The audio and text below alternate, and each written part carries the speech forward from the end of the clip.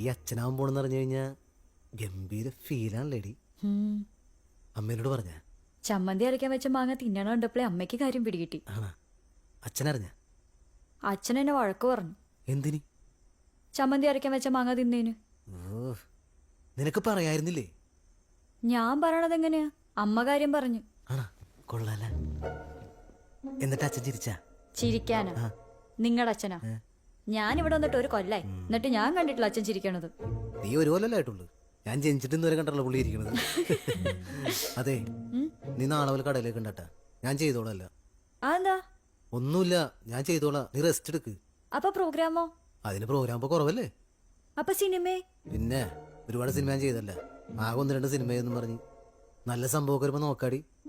തൽക്കാലം ഞാൻ കടയിൽ വെക്കാം. എന്തായാലും ഞാൻ കട പൂട്ടിക്കുമല്ല. പൂട്ടിക്കാനാ? ഒന്നുമില്ല, നീ കിടക്കാൻ നോക്ക്. വേഗം കിടക്ക്. അമ്മേ,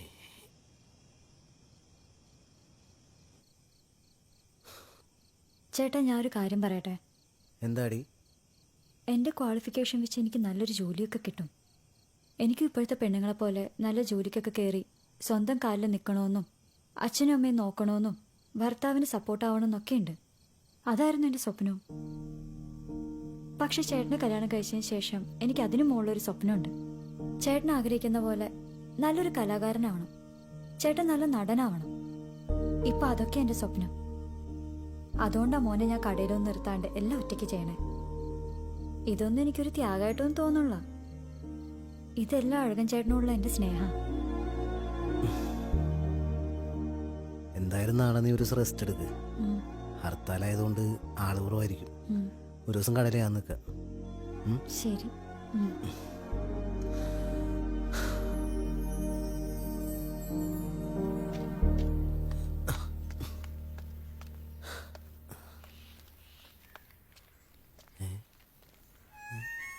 ഒരു മനുഷ്യനില്ല. അടിപൊളി.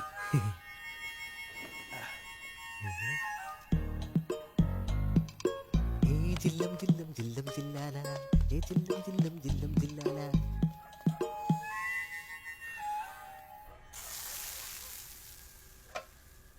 അമ്മ, റോഡിലെങ്കിലും ഒരു മനുഷ്യയില്ല.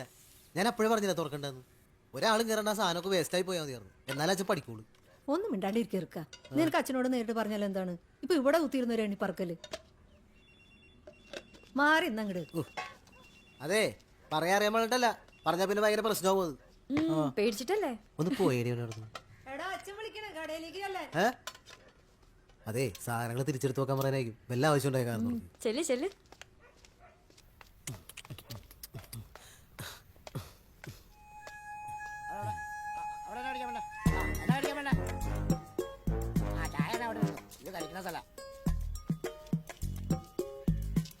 ഇവന്മാർക്ക് എവിടെ നിന്നാണ് ഈ കുറ്റിയും പറിച്ച് വന്നേക്കണത്?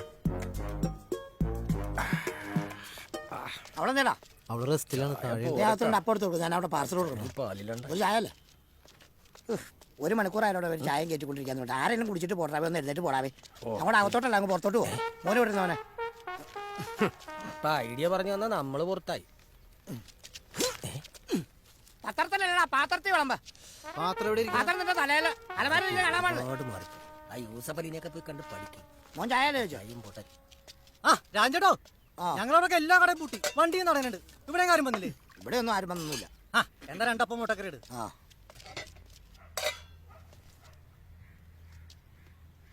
പൊറോട്ട വെച്ചിട്ട് എത്ര നേരമായിട്ടാ? അടുത്തെങ്ങാനും കിട്ടുമോ ഇത്? അവിടെ പൊറോട്ട എടുത്ത് കൊടുത്താ. ഈ തിരക്കുള്ള സമയത്ത് നീ ആർക്ക് വിളിക്കണ? ഫോണത്തോലെ അമ്മൂമ്മയുടെ അടിയന്തരം വിളിക്കുവാണ്. ഹലോ, എടാ ഇവിടെ തുറന്നിട്ടുണ്ട്. ഓ എന്റെ പൊന്നെ, വേഗം കൊണ്ടുവന്ന്. ഇനി ഫോൺ ചെയ്ത ആളെ